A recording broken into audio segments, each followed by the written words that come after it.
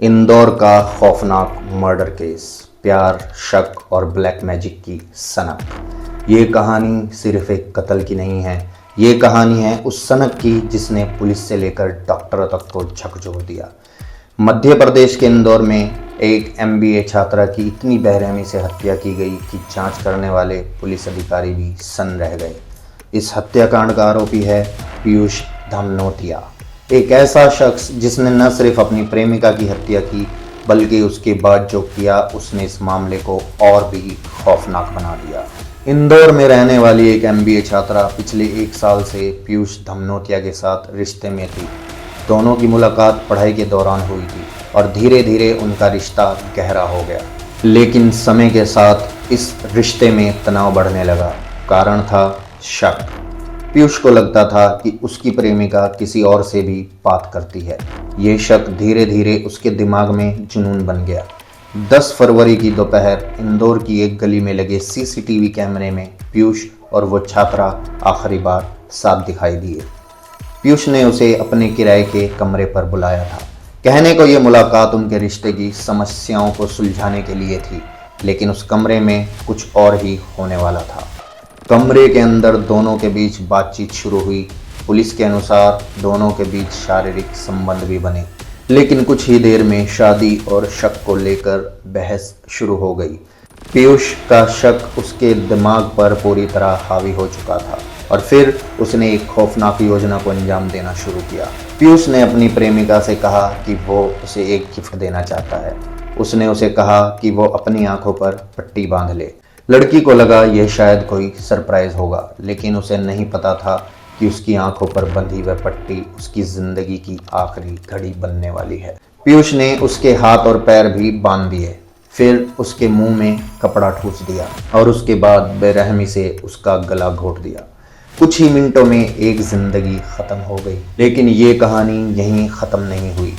हत्या के बाद पीयूष शव के पास बैठ गया। उसने वहीं बैठकर शराब पी। इसके बाद उसने शव के साथ गलत काम किया।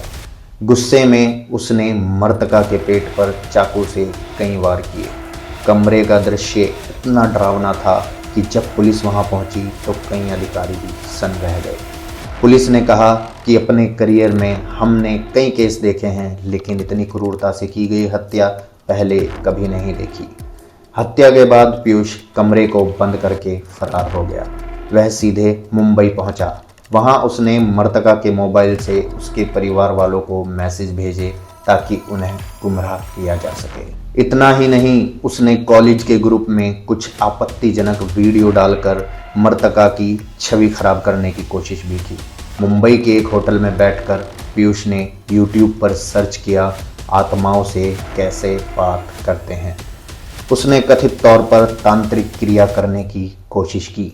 उसे लगा कि वो अपनी मृतक प्रेमिका की आत्मा को बुला सकता है। जब पुलिस ने उसे पकड़ा तो उसके चेहरे पर न पछतावा था न डर। पत्रकारों से उसने कहा, जो होना था वो हो चुका है, पता चलने के बाद तुम क्या करोगे। तो लवर थी ना, फिर तो मारा। कुछ नहीं हुआ है, छोड़ो, जो हो गया यार। अरे कैसी बातें कर रहे हो, आपने मारा एक लड़की को, आपकी प्रेमिका थी वो, उसको छोड़ दो ना, क्या करोगे जान के। अच्छा वहाँ आपने तन को मस्ती किया था मुंबई में, पूछ बुलाया? कुछ नहीं है मैंने। दर्दनाक तरीके से मारा है तुमने उसको। हुआ अच्छी है, वो चली गई, कैसी बातें कर रहे हो कि कुछ नहीं हुआ? उसके माँ बाप ने उसको पाल पोस के बड़ा किया, आपने उसको जान से मार दिया और बोल रहे थे कुछ नहीं हुआ। तो पछतावा नहीं है? इस चीज का पछतावा नहीं है? किसी की बच्ची को मारना पछतावा नहीं है इस चीज का? इसकी बच्ची को मारा है इतनी हैवानियत के साथ। बेटा बेटा बेटा बेटा क्यों मारा? कारण तो बता दो, मारा क्यों है? कारण तो बता दो। अच्छे को सबको कारण बताऊंगा अच्छे से। क्या बताएगा? बताऊंगा, टाइम आएगा। ये मामला हमें एक कड़वा सच सिखाता है। जब शक, जुनून और मानसिक स्थिरता एक साथ मिलते हैं तो इंसान अपराध की ऐसी हदें पार कर देता है जिनकी कल्पना भी मुश्किल है। याद रखिए, गुस्से और शक में लिया गया एक फैसला कई जिंदगियों को हमेशा के लिए ख़त्म कर देता है।